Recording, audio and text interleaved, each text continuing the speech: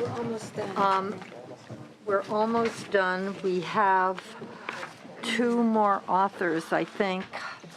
Bloom and Salas after this. Yes, if we can, real quickly. Well, if it depends how much discussion there's going to be. And that's the truth, so. Okay. Senator. Thank you, Madam Chair. Thank you, Madam Chair and members. SCA 13 would aid law enforcement in detaining foreign nationals who have been accused of a felony crime in our state. On March 24th of this year, Mr. Min Bell was arrested and charged with felony child sexual abuse. Mr. Bell is an entertainer from Vietnam who is accused of molesting a child under 14 while recruiting children for a talent show in Huntington Beach. He has close relationship with the Vietnamese government, which has raised concern that he might avoid prosecution for his crime if he is released on bail and the Vietnamese government is able to grant him a new visa. Sadly, since the case went public, there are lots of comments, none that has been verified by my office, but we've read them, that state that he has been accused of many of these back in Vietnam as well. Orange County District Attorney Tony Dukakis is a sponsor of this bill. He had concerns that Mr. Bell might flee the country and the state constitution limits his ability to request no bail. In any criminal case, especially those where someone is accused of a sexual crime against a child, I firmly believe that individual must face the due process of the law to determine their guilt or innocence. In the worst case scenario, if a defendant avoids prosecution by using their contacts with a foreign government, their victims will never get their day in court. That is why I introduced SCA 13, which would guarantee that those charged with crimes of this magnitude face our state and our law. SCA 13 would allow a judge to deny an accused felon bail if they are a potential flight risk. Under federal law, a court may hold an accused felon in court without bail if there is a serious risk that the person will flee, but there is no similar provision under California law. While this legislation would not affect this current case, this case has highlighted a need for an option to set no bail if an individual is deemed as a flight risk. I want to also make it very clear that I am not in any way rendering any judgment on Mr. Min Bell's case, whether he's guilty or innocent. As a mother of two young children, two preschool children, and as an advocate for public safety, I firmly believe this is the right thing to do, and that I hope that the committee will join me in making this common sense change to the bail policy, and I respectfully ask for an aye vote. Witnesses in support of the bill? Good afternoon. William Woods, Assistant Head Deputy District Attorney, Los Angeles County District Attorney, speaking for Jackie Lacey in support of the bill. Thank you. Others in support? Speakers in opposition?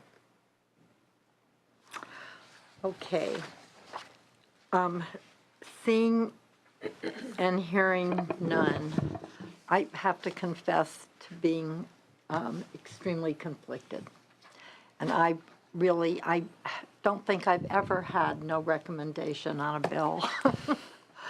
But I do today, and I want to explain why. And I appreciate, Senator, that you have indicated you would take the committee's suggested amendments, which would be a minor under the age of 14, that if the court finds, based on a preponderance of the evidence, that there is a substantial likelihood that the person will flee if he or she is released, and that no combination of conditions will reasonably assure appearance at trial.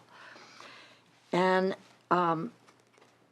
because I understand exactly what you're trying to do, you're trying to deal with the few situations in which an extraordinarily wealthy person might abscond because they don't care. and they can forego the money, and they will go to another country, and that will be the end.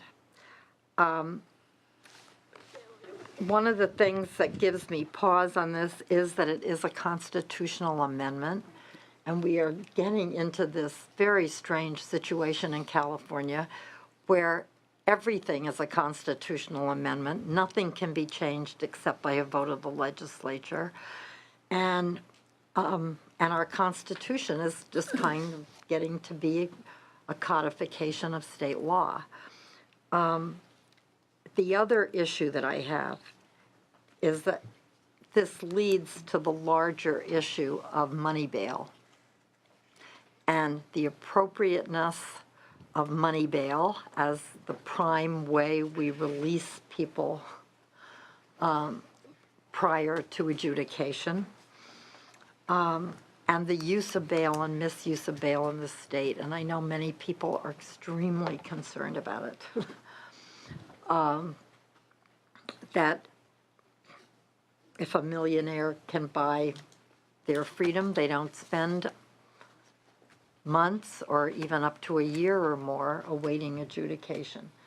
Money bail is the primary reason over 60% of the people in every one of our county jails is there awaiting adjudication. They haven't been found guilty of a crime yet. And how it seems to me that this is part of a larger conversation.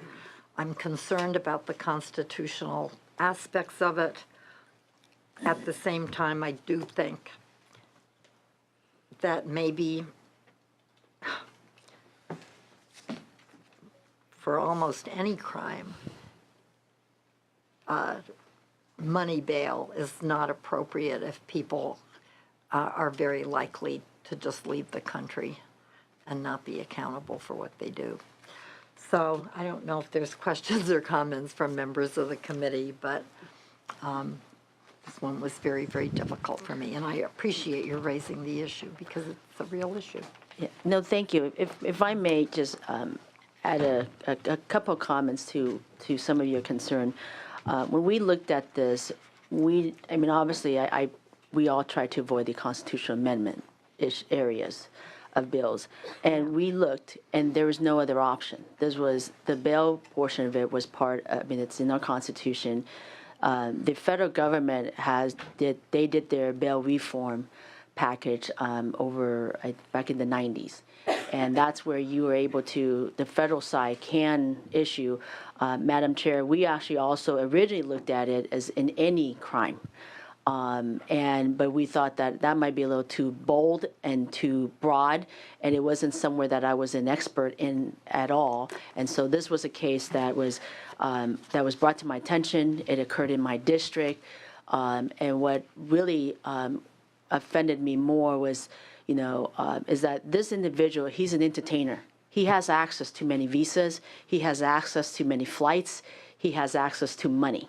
Yeah. And so he is one of those, who has access to whatever he needed, and he's traveled across the country, our country, and across the world. And he hosts. The talent show was actually his talent show. He hosted these talent shows across the country, and this is the time that he got caught. Actually, originally he got caught and he left the country. Someone then alerted the police, and then they did a sting operation. And that's how when he came back and did his next talent show, that's how he got caught. And so it's not someone who, is just another individual with money. And so we did look at, as stated, one, try to avoid the constitutional amendment part of it, but there wasn't an option for us. Second, we did look at it, making it extremely broad and hitting any crime with any individuals who has a potential flight risk. Of course, the DA has to bring in all the evidence, and the judge still has the opportunity to make that judgment whether that, those evidence is exactly what verifies what the DA say in terms of these individuals being a flight risk. And so if there's another opportunity or options of not having it at a constitutional amendment, I would prefer to do so. And, again, like I say, when we narrowed down, it's because we didn't want to go further than if there's a potential, issue, a broader discussion of the bail bond issues in our state. Yeah, it's interesting, because it might be more appropriate as a constitutional amendment if it simply removed if it moved the fact that in the state constitution now it says you have to offer bail. So you can set bail for $20 million, but there may be people who are anxious enough to avoid the consequences of what they do that they would pay it and go. Well, Madam Chair, actually, my understanding, in a case like this, the maximum bail is $1 million. You can't even go over that. Oh, okay, because that's So- the bail schedule. I believe so. you're And so probably right. that's the thing that the concern the DA had, our DA, Tony Wukakis, was that he wanted to come in and say $5 million bail just to make sure he stays put and gets his day in court. But, and as you know, $1 million bail, it's about $100,000 is what you put up in cash, right? 10% of it. And so $100,000 to an individual like him should be extremely simple. And so if you now been allowed them to put the bail, set the bail at no bail or higher, then I'm still okay with that because, I'm not saying he's guilty or not. I just want him to stay here in our state and face the court system. Well, it's a prototype. Senator Leno. A big issue here, a big issue.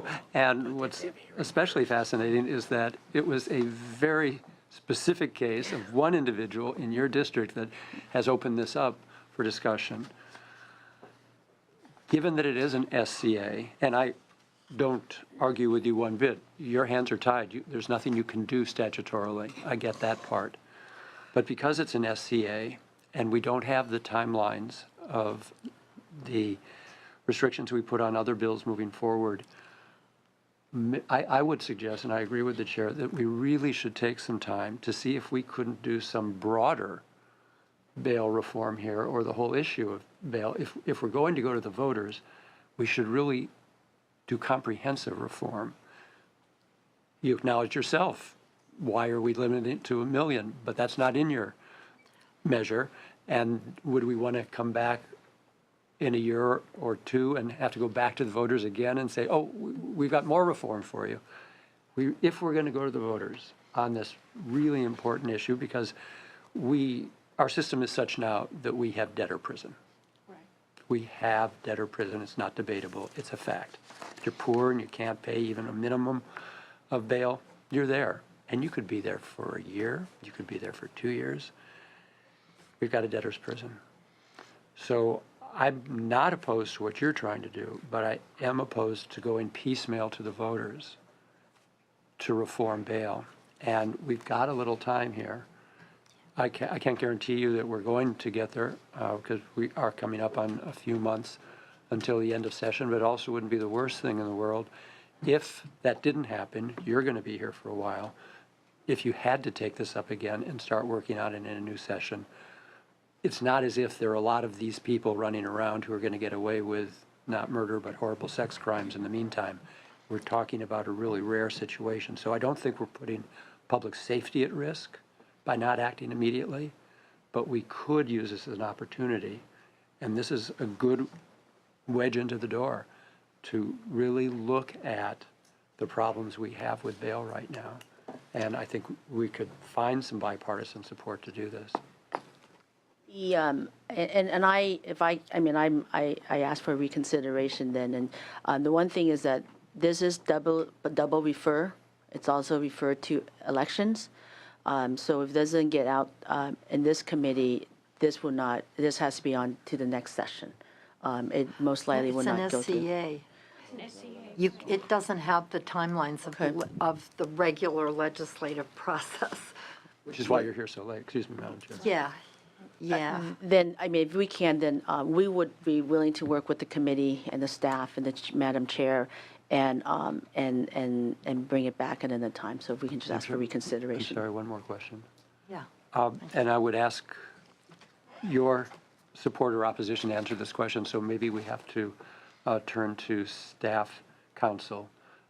But the way the bill's written, I believe, could impact a misdemeanor crime as well. I believe not. I think we were very specific. It has to be a felony. And so it was very specific on The terms. amendment has a specific penal code section, which may make it a felony. Is that correct? No? No, the bill is drafted the way I read it in a form where it says felony sexual assault against a child and basically any crime for which registration is required. There is no crime of felony sexual assault against a child. That's a colloquial term. The registration statutes include misdemeanors. So just one other reason that we really have to take some time to get this right, in my opinion. Okay. Yeah, I'm now, so what the interpretation right now, and I think we disagree, but we will work with committee, is that, the Sex Offender Registration Act, which could potentially mean a misdemeanor, but our intention has always been a felony. It's not a misdemeanor case. Okay. My suggestion is that we just hold the bill for now without prejudice, and I think a number of us would be interested in working with you. It might be something as simple as simply taking out the specifics and removing from the state constitution the thing that you have to allow money bail.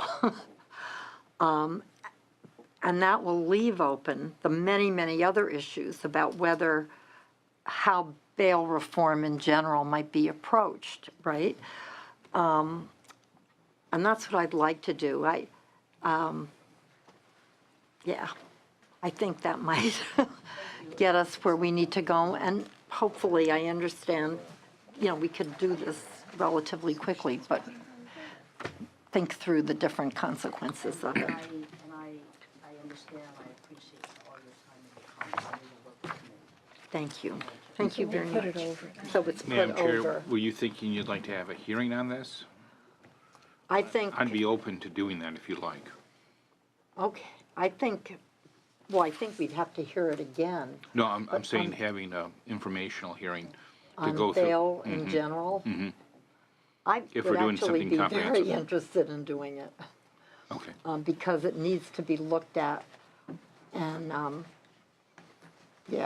it needs to be looked at in its entirety and its impact on everything from the accused to the jail system, to some of the constitutional issues that the senator has raised. Yeah, you've opened a big issue, and thank you. No, I try to look at my issues very narrow. well, the local is the only universal, they say, and I think you got us there. But thank you very much. Okay, we have Senator Assemblyman Bloom, items 16 and 32. Hopefully, we could go rather quickly on those. Could come back. Okay.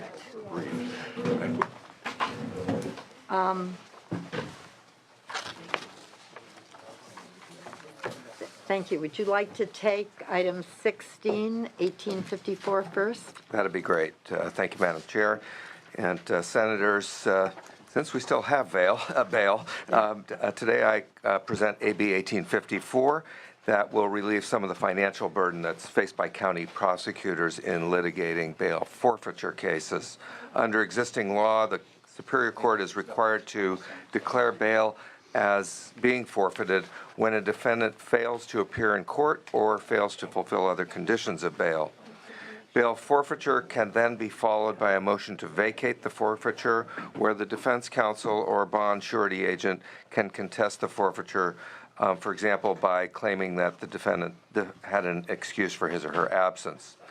A significant amount of time is involved in opposing these motions, and financially strapped local prosecutors, district attorneys, and county councils end up bearing the costs. While existing law allows for local prosecutors to recover costs out of the forfeited bail, a 2012 case, People versus U.S. Fire Insurance, held that, contrary to the common decades-long practice, the term costs does not include attorney fees. So AB 1854 simply inserts the term attorney fees into statute to allow local agencies to recover all of their costs, including attorney fees, after they successfully oppose a motion to vacate a bail forfeiture, which again simply returns local prosecuting agencies to pre-2012 practice. It adds the specificity that the appellate court found lacking and will ensure that local government agencies can recover a significant portion of their costs that would otherwise be lost. I respectfully ask for your aye vote and have with me here today Bill Woods, the Assistant Head Deputy DA for the LA County DA's office, and as well Darby Kernan, the Legislative Representative for the California State Association of Counties, is here. Okay, thank you. Just briefly, Madam Chairman, I'd like to thank you for the time. We currently, as an agency, have one deputy district attorney assigned full-time to handle bail forfeiture motions, which of course are not part of our normal criminal practice. And so what we are seeking is what actually we had done from 1993 until 2012 was to collect attorney's fees when we successfully opposed them. Thank you. I would note that really there is no opposition except the Orange County bail agents. So. And we reached out to them, were unable to contact them. Thank you. Well, the other bail bondsmen, I believe, have removed their opposition. Thank you. Thank you. Others in support, please just do me toos. Thank you, Madam Chair. Christopher Exterior on behalf of the Solano County Board of Supervisors in support. Darby Kernan with the California State Association of Counties, and we also represent the county councils in all 58 counties in support. Wayne Billowit on behalf of the Los Angeles County Sheriff's Department in support. Andrew Langley on behalf of the County of San Diego in support. Nicole Wertelman on behalf of the Orange County Board of Supervisors in support. Matthew Seiberling on behalf of the Association for Los Angeles Deputy Sheriffs, the Los Angeles Police Protective League, the Riverside Sheriff's Association, and the Association of Deputy District Attorneys, all in support. Thank you. Thank you. Speakers in opposition? I'd like to move the bill. The bill has been moved. Questions or comments, or should the clerk read the roll? The secretary read the roll. Oh, would you like to close? I'll waive my closing. You have In the a long interest of speech time. planned. Okay. Hancock. Only on Aye. Mr. Salas's behalf. Hancock, aye. Anderson. Aye. Anderson, aye. Glazer. Aye. Glazer, aye. Leno. Aye. Leno, aye. Liu. Liu, aye. Monning. Stone. Stone, aye. Good. We'll hold the roll open for Senator Monning and item 32, AB 2813. Thank you again, Madam Chair. Members, the foster youth are among this state's most vulnerable residents, especially when it comes to the juvenile justice system. Foster children are often more unfairly and disproportionately detained for minor misbehavior, and even brief detention in juvenile hall can decrease education and employment outcomes and increase the likelihood of a minor coming into contact with the criminal justice system later in life. So this bill protects foster youth by prohibiting probation officers from considering a minor's status as a foster youth or current availability of placement when deciding whether or not to detain that youth. It also requires probation officers to immediately release a minor to the custody of Child Welfare Services, a caregiver, or a foster parent, unless it can be demonstrated that the minor's detention is, in fact, necessary. Several years ago, this state enacted legislation to ensure that a minor's status as a foster youth not be used during the detention hearing stage as a reason to detain that minor, and this bill simply applies that principle to the probation officer's decision to detain. AB 2813 will harmonize the detention criteria used by probation with those used by the court at the detention hearing and create an equitable detention standard for foster youth. Thank you. And here with me is Virginia Corrigan with the Youth Law Center. Thank you. There is no opposition. I'm prepared to move the bill when you're ready. Okay. And the member has been so eloquent about the importance of the bill that I do just want to make Why, thank one additional point, which is that we've made some amendments since this bill was in the Assembly to remove some language that is outdated, has been in the statute unchanged since the 1970s.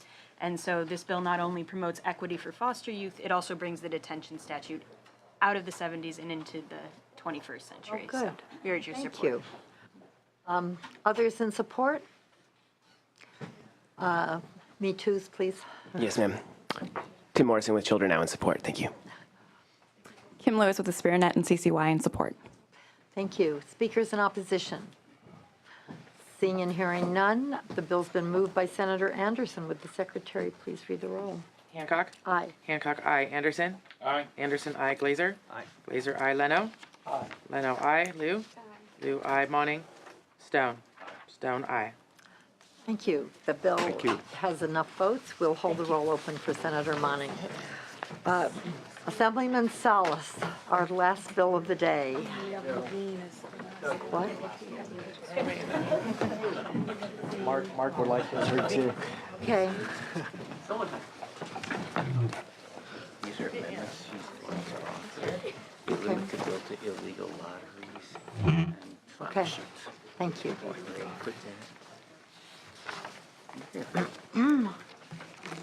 Okay. Thank you very much. Please present the bill. Thank you. Thank you, Senator, and thank you, Senators. Madam Chair. This bill, AB 1395, is a follow-up to AB 1439, a bill that the governor signed last year. If you might recall, there was articles in the Bay Area, down in LA, Orange County, Riverside, San Diego, about illegal gaming, illegal casinos that were operating, people basically setting up laptops, setting up computer monitors, simulating a slot machine. These illegal activities also led to other illicit activities such as like prostitution, drug rings, things like that. This is a bill to go, well, it's a follow-up measure to AB 1439. Madam Chair, I know in page 5 of the committee analysis, you did raise some recommendations. I know my staff has been in contact with committee staff to address those, to narrowly define the bill to illegal lotteries and slot machines. And so with that, I'm more than happy to answer any questions. Okay. Thank you. Speakers in support? Yes. Good afternoon, Madam Chair and members. Corey Sazillo here on behalf of the California State Sheriff's Association. In support of the bill, I was also asked to represent the support of the San Diego County District Attorney's Office. Thank you. Speakers in opposition to the bill? Okay, I would note that the author has agreed to accept the amendments that make clear we're talking about illegal lotteries and illegal slot machines. Correct. The bill has Thank you. been moved. Would you like to close? Respectfully ask for an aye vote, and thank you. Thank you. Madam Chair, just to clarify, amendments were necessary and take care of situations such as office, sports betting, and other lesser Right. crimes. Okay, thank you. Right. Big crime, man. Okay.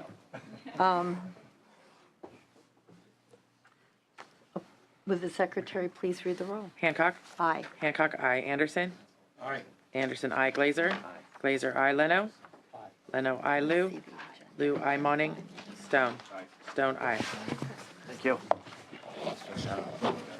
Thank you. Our last bill of the day, item 8, AB 1664 by Levine. Thank you, Madam Chair, and thank you, Senators, for the hard work that you're doing today. And I know it's been a long day for you, so I'll get right to it.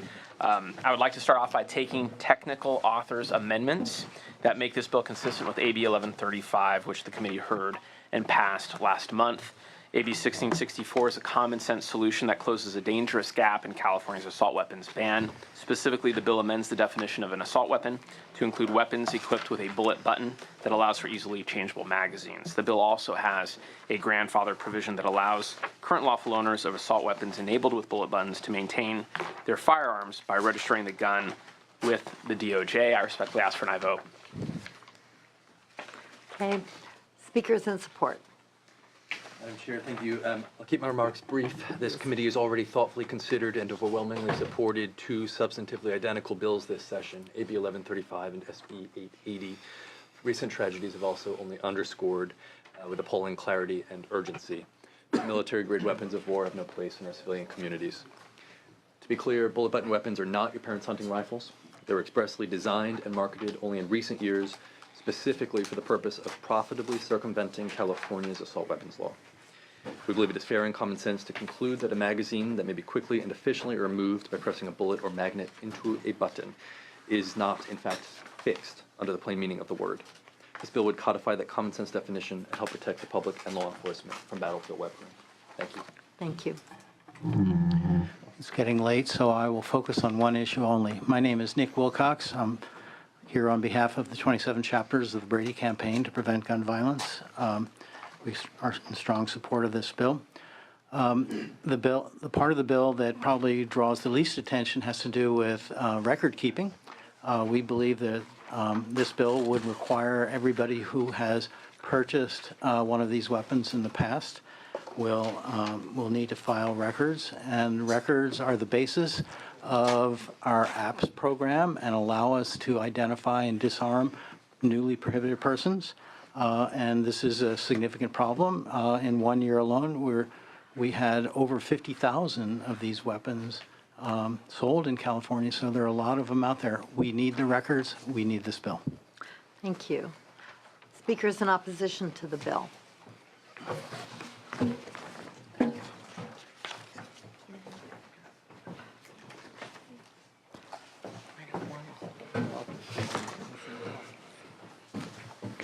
Madam Chairman, members of the committee, Craig DeLuz here speaking on behalf of the Firearms Policy Coalition, as well as Gun Owners of California.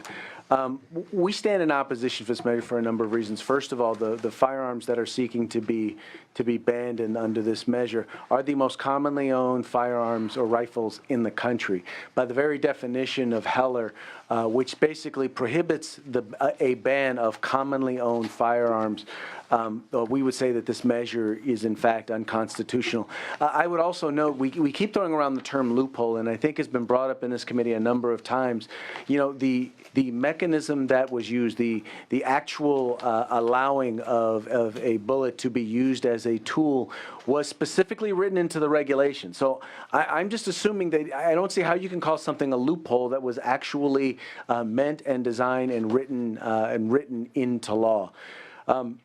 You know, in the end, when you look at the firearms that are generally being used in most crimes, rifles, long guns as a whole represent less than 3%, and semi-automatic rifles are a smaller portion of that, and those that are California legal, having a magazine locking device, are an even smaller percentage of that. As a legislature, we really need to start thinking about whether or not we need to be legislating by anecdote.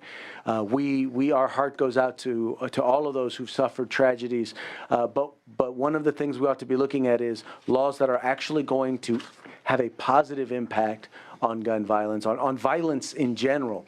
And this measure, unfortunately, is just not going to meet that goal. So it is for that reason we ask that you oppose this measure. Thank you. Madam Chair, Roy Griffith, on behalf of the California Rifle and Pistol Association and the National Rifle Association, we oppose.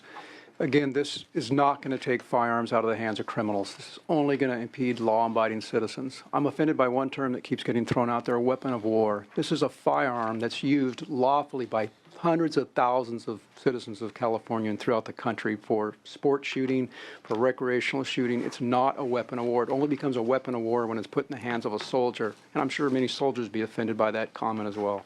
For the reasons already stated, we strongly oppose this bill. Thank you. Others in opposition, please just do me twos.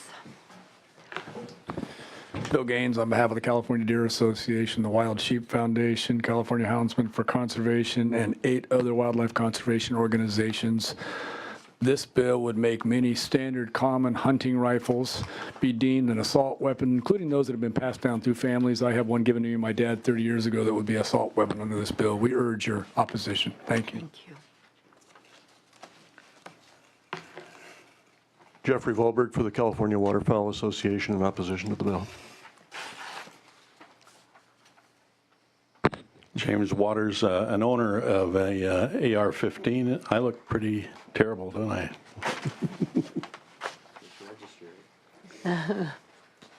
Kevin Vella, representing the National Wild Turkey Federation. We strongly oppose this bill.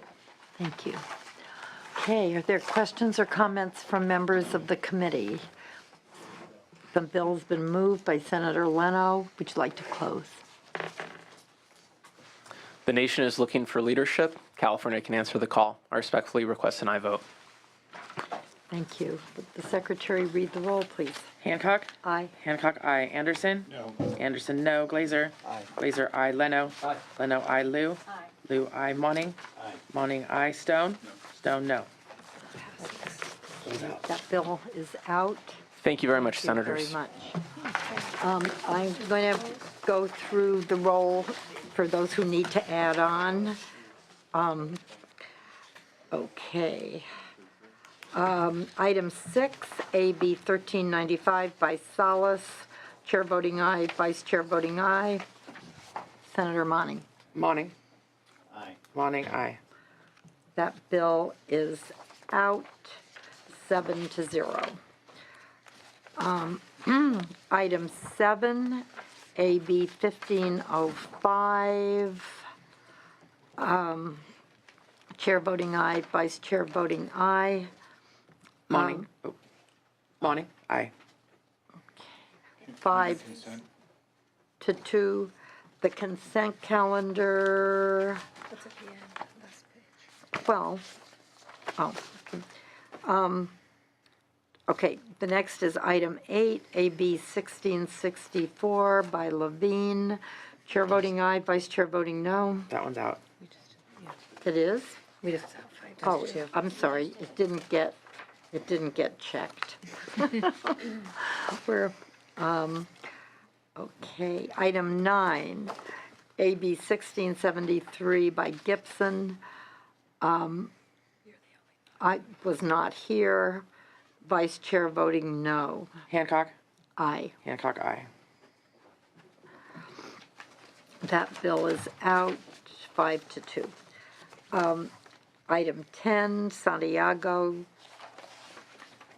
AB 1674. Chair voting aye, Vice Chair voting no. Leno? Aye. Leno, aye. Monning? Aye. Monning, aye. Okay, 5-2, that bill is out. Item 11, AB 1695 by Bonta. Chair voting aye, Vice Chair voting no. Monning? Aye. Monning, aye. 5-2, that bill is out. Item 16, AB 1854 by Bloom. Chair voting aye, Vice Chair voting aye. Monning? Aye. Monning, aye. 7-0, that bill is out. Item 18, AB 1945 by Assemblyman Stone. Chair voting aye. Anderson? Aye. Anderson, aye. Leno? Aye. Leno, aye. Monning? Aye. Monning, aye. 7-0, that bill is out. Item 22, AB 2005 by Ridley Thomas. Vice Chair voting no. Hancock? Aye. Hancock, aye. Monning? Aye. Monning, aye. Okay, 6-1, that bill is out.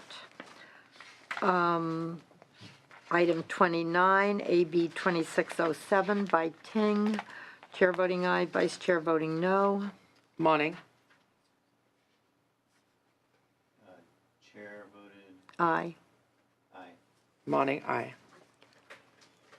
Glazer not voting? Okay. 4-2, that bill is out. And consent, please. And consent calendar. We didn't do 33. The Chew bill. We didn't do 33. You missed, The last one, 33. yeah, okay, just a minute. We also have Bloom. Item 32, AB 2813 by Bloom. Chair voting aye, Vice Chair voting aye. Monning? Aye. Monning, aye. 7-0, that bill is out. Chu, item 33, chair voting aye, vice chair voting aye. Glazer. Aye. Glazer, aye. Lou. Aye. Lou, aye. Monning. Aye. Monning, aye. Stone. Stone not voting? Okay. Okay, 6-0, that bill is out. Consent calendar. Anderson. Aye. Anderson, aye. Leno. Aye. Leno, aye. Monning. Aye. Monning, aye. 7-0, the consent calendar is passed. Thank you all for your hard work and patience. Oh. There was a poll.